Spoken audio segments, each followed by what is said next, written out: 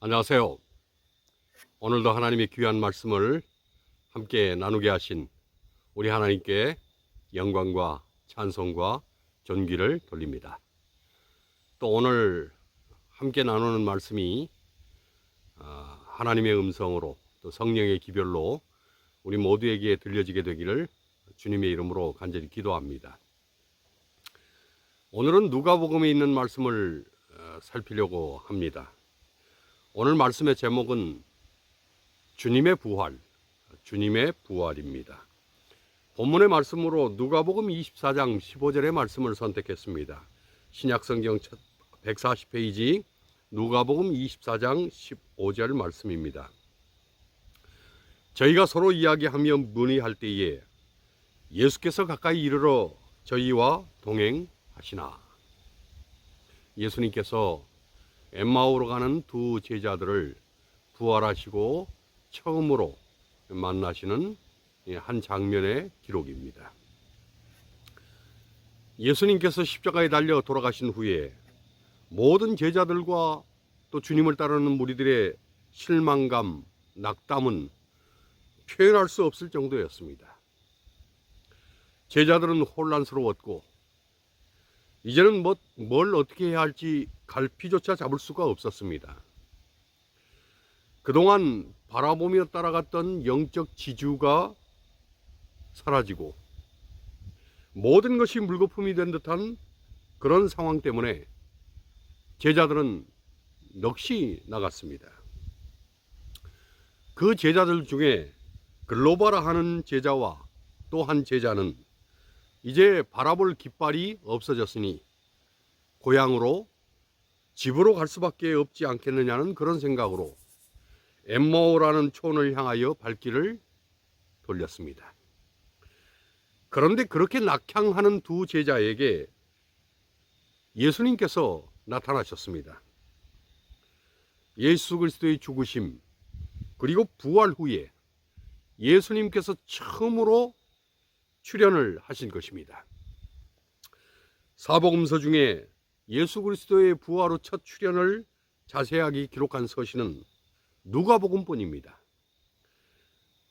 마가도 이 사실을 기록은 했지만 마가복음 16장 12절에 단 한 절, 두 사람이 시골로 갈 때에 예수께서 다른 모양으로 나타나셨으니 라고만 되어 있을 뿐 자세한 정황을 언급하지는 않았습니다.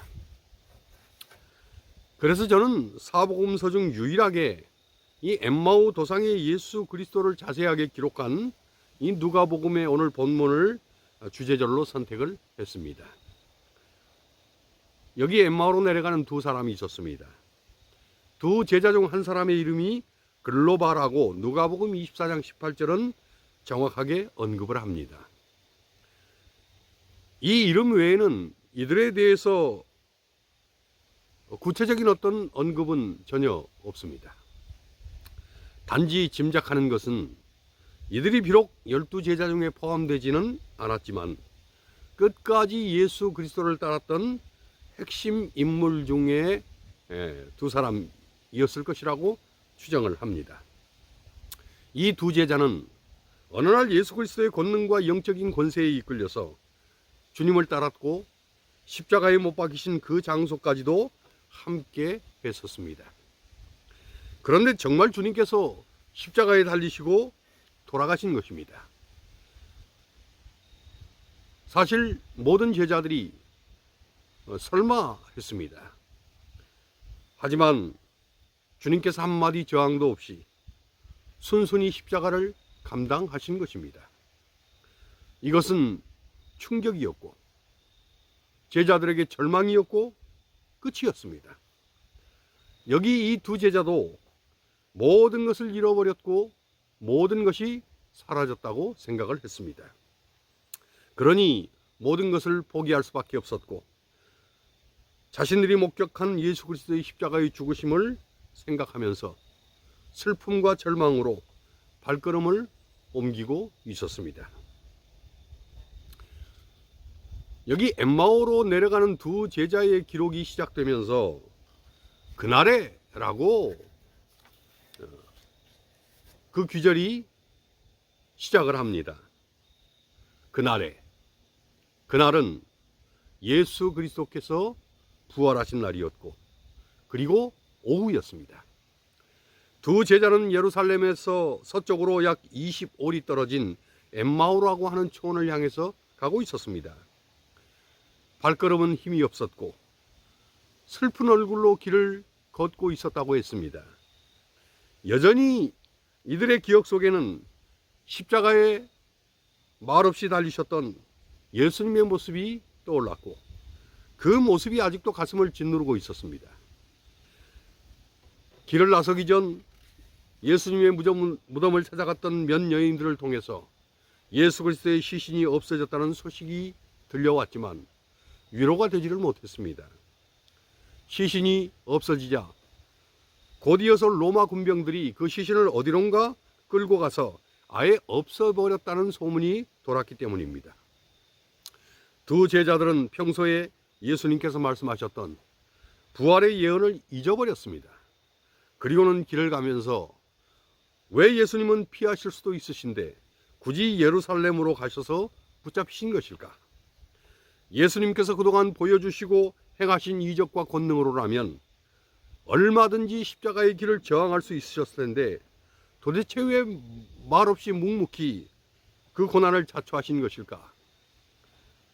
두 제자들은 예수님께서 십자가에 돌아가신 사건을 이야기하면서 이해할 수도 없고 이해될 수도 없는 그런 부분들을 서로 나누었습니다. 하지만 이야기를 나누면 나눌수록 해답은 없고 갈수록 십자가의 사건은 미궁에 빠질 뿐이었습니다. 도무지 왜 이런 일이 일어났는지, 왜 그렇게 하셨는지 그들은 짐작할 수도 없었고 알 수도 없었습니다.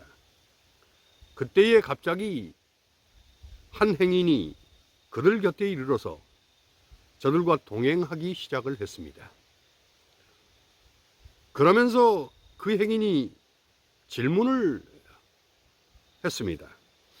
누가복음 24장 17절에 너희가 길 가면서 서로 주고받는 이야기가 무엇이냐? 두 제자는 갑작스런 행인의 출몰과 또 그의 질문에 슬픈 빛을 띠면서 머물러 섰습니다.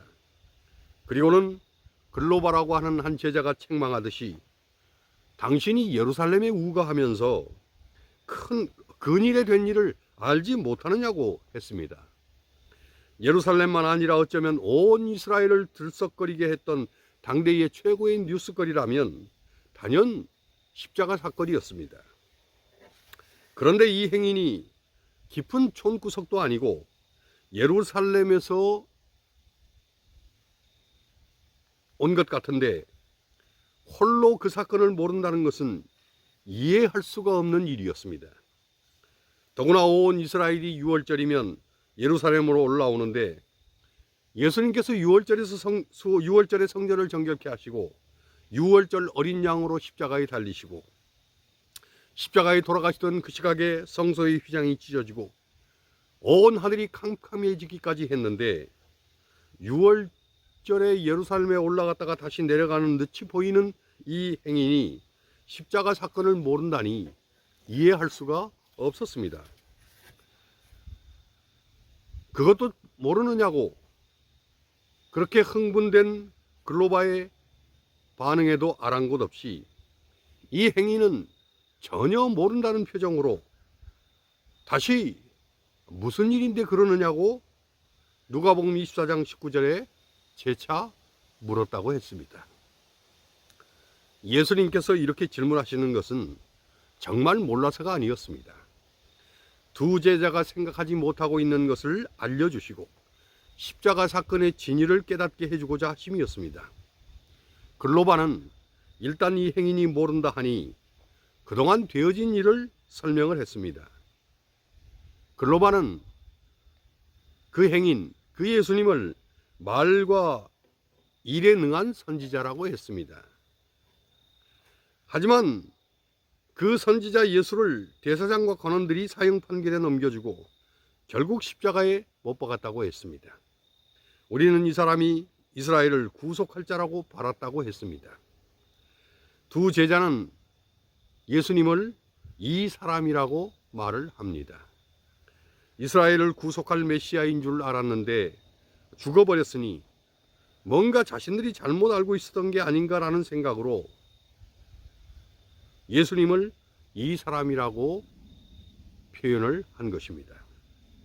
또한 이스라엘을 구속할 자라고 바랐다는 그런 그들의 표현은 인류를 죄로부터 구원하시는 대속주가 아니라 이스라엘을 정치적으로 로마로부터 해방시킬 그런 정치적 지도자, 그런 메시아로 믿고 있었는데 이제 죽었으니 아무것도 아니게 되었다는 생각으로 이 사람이라고 했을는지 모릅니다.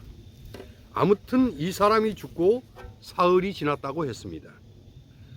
어떤 여자들이 안식일이 지나고 일요일 새벽에 그 무덤을 갔는데 시체가 없더라고 했습니다. 그리고 그 시체는 보지 못하고 그가 살아나셨다는 천사의 나타남을 보았다고 했습니다. 이 일을 확인하기 위해 제자들 중에 두어 사람이 무덤에 다시 갔는데 역시 예수님은 보지 못했다고 했습니다. 이 엠마오로 가는 두 제자들의 관심은 예수 그리스도의 부활에 있지를 않았습니다. 이들의 관심은 시체가 없어진 사실에만 집중되어 있었습니다. 누가복음 9장 20절에 보면 예수님께서 사역하시던 중에 제자들을 향해서 너희는 나를 누구라 하느냐고 물으셨습니다. 베드로가 하나님의 그리스도이시니이다 라고 대답을 했습니다. 마태복음 16장 16절에는 베드로가 주는 그리스도시요 살아계신 하나님의 아들이시니이다 라고 대답했었다고 보다 정확히 기록을 하고 있습니다. 예수님은 이 대답을 들으시고 베드로를 축복하셨습니다. 그리고 누가복음 9장 22절에 인자가 많은 고난을 받고 장로들과 대제사장들과 서기관들에게 버림받아 죽임을 당하고 제3일에 살아나야 하리라고 말씀을 하셨습니다. 십자가의 죽으심과 부활을 이보다도 정확하게 어떻게 말을 하겠습니까? 주님께서 분명하게 제3일에 살아나야 한다고 말씀을 하시고 그리고 그 다음에 그 유명한 말도 하셨습니다. 아무든지 나를 따라오려거든 자기를 부인하고 날마다 자기 십자가를 지고 나를 좇을 것이니라. 예수님은 제자들에게 자신이 죽임을 당하고 분명히 3일 후에 있을 부활을 말씀을 하셨습니다. 그러나 제자들은 이 말씀을 귓전으로 흘려버린 것입니다. 그러다가 십자가를 지시기 전 유월절이 가까워 오시자 예루살렘으로 올라가고자 하시면서 다시 예수님은 부활을 언급하셨습니다.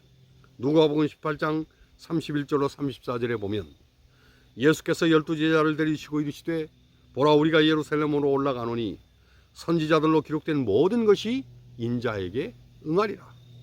인자가 이방인들에게 넘겨 희롱을 받고 능욕을 받고 침뱉음을 받겠으며 저희는 채찍질하고 죽일 것이니 저는 3일 만에 살아나리라 하시되 예수님께서 자신의 고난과 멸시받음과 조롱받음에 대해서 언급하시면서 3일 만에 3일 후에 살아날 것이라고 또 한 번 분명하게 언급을 하셨습니다. 하지만 18장 34절에 보면 제자들이 이것을 하나도 깨닫지 못하니 이 말씀이 감추어졌었더라 라고 말씀합니다. 제자들의 관심은 예수 그리스도의 죽으심이 아니었습니다. 예수님께서 예루살렘에 올라가시는 것은 이스라엘의 왕으로 이제 뭔가를 하시려는 야망의 발걸음으로 오해를 했습니다. 그러니 죽으신다는 것, 3일 후에 살아나신다는 것, 이 모든 말들은 이해할 수 없는 이상한 말들로 자기들과는 상관이 없는 그런 말로 여긴 것입니다. 사람은 언제나 자기가 듣고 싶어하는 말만을 듣습니다. 그래서 똑같은 말을 해도 듣는 사람마다 해석이 다르고 내용이 달라집니다. 아무튼 예수님께서 부활에 대해서 분명하게 말씀하셨지만 제자들은 그 말씀을 전혀 귀에 담지를 않았습니다. 예수님은 이제 엠마오로 가는 두 제자들에게 누가복음 24장 7절에 모세 및 모든 선지자의 글로 시작하여 모든 성경에 자기에 관해 쓰여진 것을 자세히 설명을 하셨다고 했습니다. 그 설명을 하기 전에 예수님은 두 제자를 책망을 했습니다. 미련하고 선지자들의 말한 모든 것을 더디 믿는 자들이여 라고 그들에게 말씀을 하셨습니다. 이 말은 이들이 무지하고 선지자의 예언을 이해하지 못해서 그들의 생각이 잘못되었다는 것입니다. 예수님은 여러 차례 자신의 고난과 죽음 그리고 부활을 구약 예언자들의 예언 성취로 이루어질 것을 가르치셨습니다. 그러나 그리스도의 가르침도 구약의 이런 예언도 바르게 믿지를 못한 것입니다. 예수님은 26절에 그리스도가 이런 고난을 받고 자기의 영광에 들어가야 할 것이 아니냐고 했습니다. 십자가의 고난이 곧 부활의 영광으로 가는 길이라는 것입니다. 그리고는 모세가 했던 말, 선지자들의 예언, 그리고 성경에 기록된 예수 그리스도에 관한 말씀들을 자세히 설명을 하셨습니다. 두 제자들은 어렴풋이 예언의 말씀에 기록된 그리스도에 관한 사실을 깨닫기 시작을 했습니다.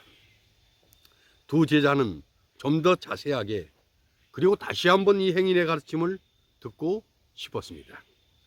이제 날이 어두워가니 함께 숙소를 정하고 좀 더 이야기를 듣자고 했습니다. 이 행인은 흔쾌히 그러자고 했습니다. 유할 곳을 정하고 저녁을 함께 먹고자 했습니다. 이제 음식을 먹을 때에 이 행인이 떡을 가지고 축사하시면서 그 떡을 두 제자들에게 떼어 주었습니다. 그러자 그제서 눈이 밝아진 두 제자는 비로소 예수님을 알아보게 되었습니다. 그 행인이 자세하게 말씀을 풀어주셨던 그 행인이 예수님이신 것을 알게 된 것입니다. 그러나 사실 이들의 눈이 갑자기 열려진 것이 아닙니다. 길을 걸으며 이 행인의 가르침을 들을 때에 그들의 마음이 뜨거워졌다고 했습니다. 이들은 이 행인의 가르침을 뜨거운 마음으로 받았습니다. 그리고 그 말씀을 더 간절히 듣고자 했습니다. 그러자 그 마음이 열리고 비로소 부활하신 예수님을 알아보게 된 것입니다.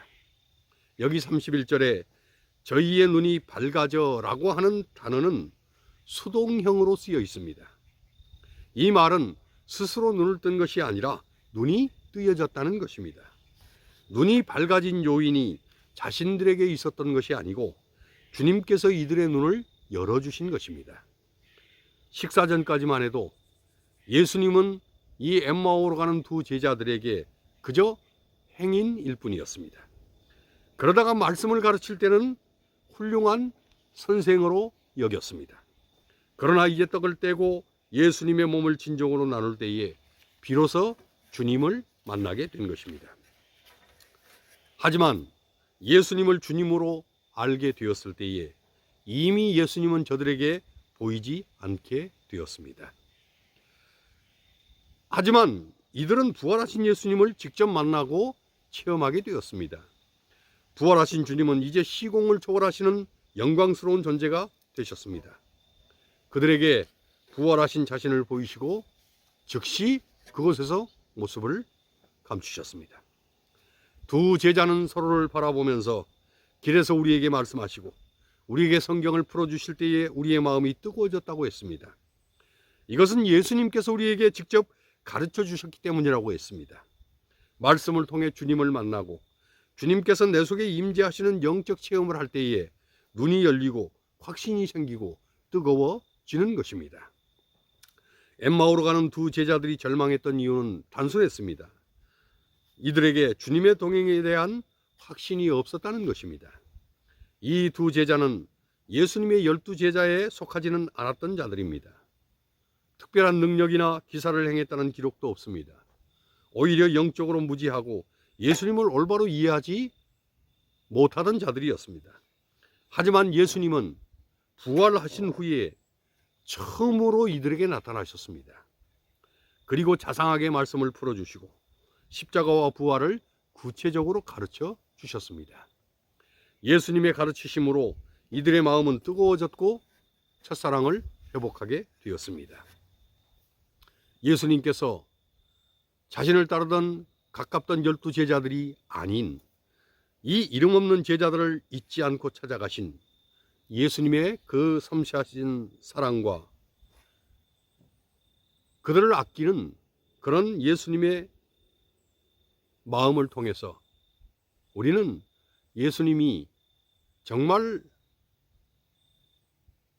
세상 가운데에 이름도 없고 연약한 그런 이들을 사랑하시고 또 그들을 반드시 구원으로 이끌고자 하시는 그런 마음을 가지고 계신다는 것을 알게 됩니다. 예수님의 방문과 가르치심으로 이 엠마오로 가는 두 제자들의 삶에 새로운 변화와 전기가 마련이 되었습니다. 예수님은 이제 십자가에 달리셔서 모든 것이 끝이 났다고 절망하던 그때에 그 장소에서 이들은 예수님을 다시 만났습니다.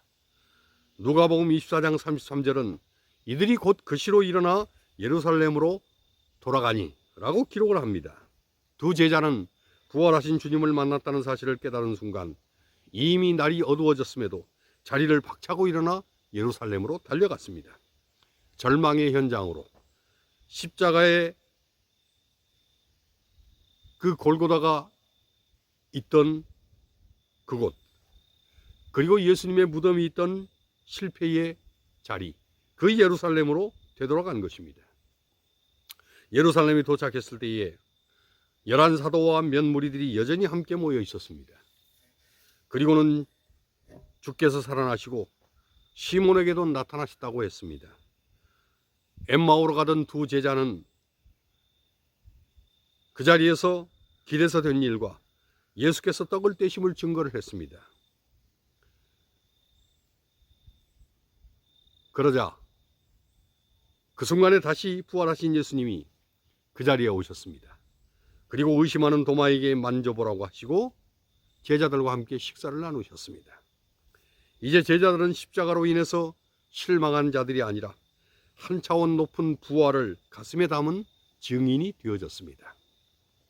엠마오로 가던 두 제자도 실망으로 가던 길에서 소망의 길로 그 길이 바뀌어졌습니다. 제자들은 3일 전만 해도 예수 그리스도의 죽으심으로 절망했고 두려움 때문에 다락방에 숨어야 했습니다. 그러나 사흘 후에 이들의 가슴은 확신으로 타오르고 더 이상 죽음조차 두려워하지 않는 복음의 사도들이 되었습니다. 이토록 짧은 시간에 무엇이 이들을 변화되게 했는가? 그것은 바로 예수 그리스도의 부활이었습니다. 우리가 다시 산다는 것, 이것은 의심할 수 없는 그리스도의 진리이며 복음입니다.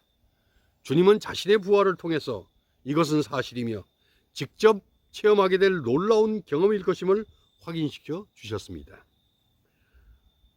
이런 부활의 확신이 제자들을 기꺼이 순교의 자리에까지라도 이르도록 했던 역동적인 힘이요 꺼지지 않을 동력이 되어졌습니다. 사실 부활을 분명히 확신하고 붙잡으면 이 세상의 삶은 염려할 것도 아니고 두려움도 아니고 아무것도 아닙니다. 사는 게 어렵다고 걱정할 것도 아니고 몸이 아프고 병들었다고 해서 두려워할 것도 아닙니다. 어차피 어떤 모양으로 살던 우리 인생은 한 번뿐이고 그리고 한순간입니다. 중요한 것은 주님과 끝까지 동행하고 주님과 언제나 동행하느냐 하는 것입니다. 이 세상에서의 우리의 두려움은 결국 죽음의 권세 아래 떠는 것뿐입니다. 아무리 힘들고 어려운들 죽기밖에 더 하겠습니까? 죽는 것 말고 그 이상 더 갈 수 있는 지점이 어디가 있겠습니까? 어떤 상황, 어떤 일이 있어도 죽으면 그것으로 끝입니다. 이 땅에서 사람이 겪을 수 있는 마지막 그 최종 지점은 죽음뿐입니다. 그 이상도 그 이하도 아닙니다. 그런데 주님께서 부활의 길, 승리의 길, 생명의 길을 십자가와 부활을 통해서 우리 앞에 열어놓으신 것입니다. 그러니 이 사실을 알고 깨닫고 믿고 확신하면 이 세상은 아무것도 두려울 일이 없어집니다. 어쩌면 모든 순교자들이 까짓것 죽기밖에 더 하겠어. 그렇게 순교의 순간에 말하고 생각했을지 모릅니다. 그리고 죽어봐야 다시 사는 것을 알지. 그런 마음으로 기꺼이 죽음을 당당하게 맞이했을 것입니다. 다시 산다는 것, 부활한다는 것, 영원히 산다는 것, 이것은 불변의 약속이고 불변의 소망이고 불변의 진리입니다. 이 사실을 확인시키시고 확신시키기 위해서 우리 주님께서 직접 부활을 하셨습니다. 죽음을 깨뜨리시고 죽음을 무너뜨리시고 죽음을 죽여버리시고 그리고 새로운 생명, 부활의 생명으로 다시 살아나셔서 우리에게 같은 소망이 있음을 그분의 삶을 통해서 아주 역력하게 그리고 혁혁하게 보여주시고 그리고 죽음조차 두려워하지 않을 수 있는 그런 믿음을 우리에게 심어 주신 것입니다. 엠마오로 내려가던 두 제자의 실망도 다시 소망으로 바꾸신 그런 예수 그리스도의 부활의 은혜가 오늘 우리의 믿음 안에서도 날마다 경험되어지기를 간절히 기원합니다. 주님 곧 오십니다. 그리고 주님 오시는 그날은 부활의 아침이 될 것입니다. 그리고 영원한 생명으로 변화되는 그런 축복된 아침이 될 것입니다. 그 부활의 아침, 주님 오시는 그날에 우리 모두가 우리 주님을 기쁨으로 영접하는 그 자리에 꼭 있게 되기를 간절히 소원합니다. 주님 곧 오십니다. 마라나다, 주 예수여 속히 오시옵소서. 아멘.